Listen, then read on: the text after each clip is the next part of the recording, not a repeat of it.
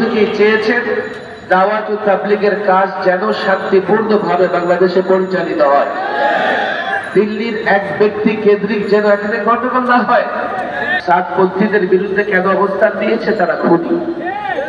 আলেম রাশিবাদ ফ্যাসিস্ট হাসিনা সরকারের বাহিনী বদ্ধ রজনীর পরে লাইট বন্ধ করে নিরীহ মুসল্লিদের উপরে, নবী প্রেমিকদের উপরে যেভাবে ঝাঁপিয়ে পড়েছিল, আমরা দেখেছি তুরাগ তীরেও সেভাবে ফ্যাসিস্টদের দোষক সাতপন্থীরা নিরীহ মুসল্লিদের উপর ঝাঁপিয়ে পড়েছে।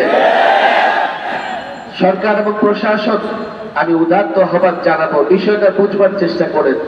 আমরা বারবার বলেছি সাতপন্থীরা দাওয়াত ও তাবলীগের কল্যাণ নয়, তারা দাওয়াত ও তাবলীগের কাজকে নষ্ট করতে চায়। এই জন্য আজকে দিল্লির কোলে বসে যিনি লালিত পালিত হচ্ছেন,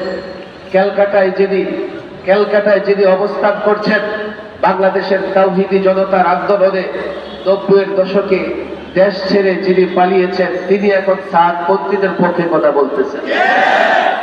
তাসলিমা নাসরিন কারো পক্ষে কথা বললে আর কোনো অস্পষ্টতা থাকে না, সেও তাসলিমা নাসরিনের মতোই।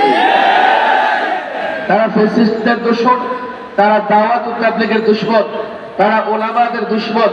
ওলামা একরাম দ্বীন হেফাজতের জন্য দাওয়াত ও তাবলীগের কাজ করছেন, তালিমের কাজ করছেন। ওলামা একরাম রাষ্ট্রীয়ভাবে দ্বীন প্রতিষ্ঠার জন্য, খেলাফত প্রতিষ্ঠার জন্য কাজ করছেন। ওলামা একরাম দেশের পক্ষে কাজ করছেন, জাতির পক্ষে কাজ করছেন, মানবতার পক্ষে কাজ করছেন, মানবাধিকারের পক্ষে কাজ করছেন। আজকে দাওয়াত ও তাবলীগের নামে একটা দলকে যদি ওলামাদের বিরুদ্ধে দাঁড় করিয়ে দেওয়া হয়, তো শুধুমাত্র আলেম ক্ষতিগ্রস্ত হবে না, দ্বীনের প্রত্যেকটা কাজ ক্ষতিগ্রস্ত হবে।